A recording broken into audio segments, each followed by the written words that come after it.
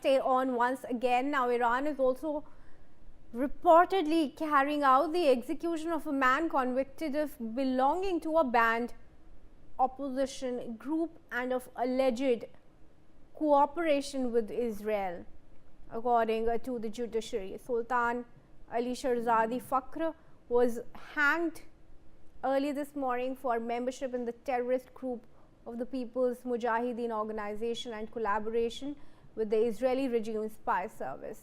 The judiciary's Mizan online website has published this report. So a man belonging to an opposition group has been executed now by Iran as per the judicial orders. Aditya, what details have been put out about the trails of crime of this man who Iran has executed? There are reports that the IRGC believes that this man was involved in some sort of espionage activities on part of Israel. And we know how in the several recent years how Israel's spy agency Mossad has absolutely penetrated every part of Iran. So definitely, there are not just this. There have been several executions by the Iranian regime and the IRGC in the past by all these operatives who have been suspiciously, who have been reportedly even working for Israel. So definitely, Iran has also increased its alertness for finding such type of operatives, and definitely in the times to come, we could expect a further crackdown by the Iranians, whomsoever they suspect of involved in any espionage-related activities.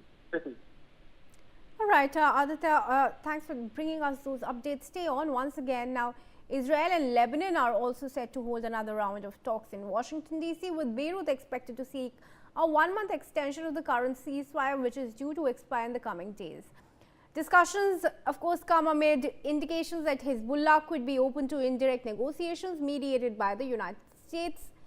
An unnamed Hezbollah official told AFP that the group may consider such an arrangement as part of the broader diplomatic process. Aditya, while these are welcome reports, there are also contradictions that are surfacing. There are still exchange of fire, even as there is a ceasefire that has been announced. Hezbollah also, the Lebanese Prime Minister also said that he cannot make demands from Hezbollah. So there are several contradictions. Is there any clear indication that we have? Well, absolutely, there have been attacks by Israel across Lebanon and in several hideouts of the Hezbollah. And Hezbollah, on some occasions, have also retaliated by, launching a drone attack on the IDF, Israeli Defense Forces.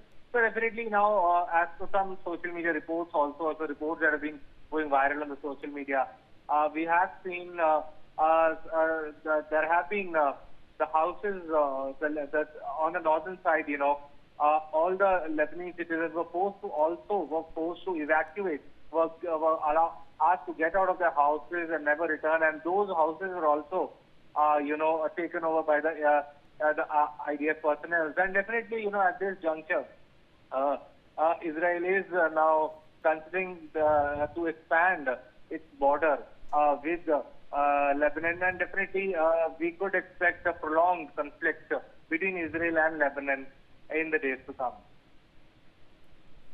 Right. Aditya, stay on once again. Pentagon officials have also reportedly told congressional aides that Defense Secretary Pete Hegseth removed Navy Secretary Carlos del Toro Filan after concluding he was not moving quickly enough to advance President Donald Trump's shipbuilding priorities.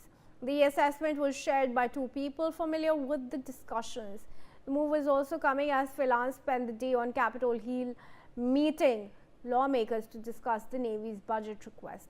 A senior administration official said Trump agreed with Hegseth's assessment that it was time for new leadership at the Navy. Aditya, of course, the Navy Secretary being removed at a time when the US has blockaded the waterway, Hormuz Strait, in Iran. What signal is it sending, and what reasons have been cited for his Well, removal by the absolutely. US? There have been several members of the Trump cabinet, who have resigned due to this recent policy decision by President Trump. And Pete Hegseth also dismissed one person from the army sometime a month back, when this war was going on. And now this Navy Secretary has been by Pete Hegseth, shows that all is all well within the army, the top army leadership of the United States, and definitely there are disagreements brewing within the Trump administration and against Defense Secretary Pete Hegseth. Definitely there are these are not good signs. Amidst this naval blockade that has happened. So indeed now it needs to be seen how things unfold in this scenario as back-to-back such developments are coming to light from the United States. Aditya, thank you very much for joining us. And now viewers, taking a look at the latest developments coming in from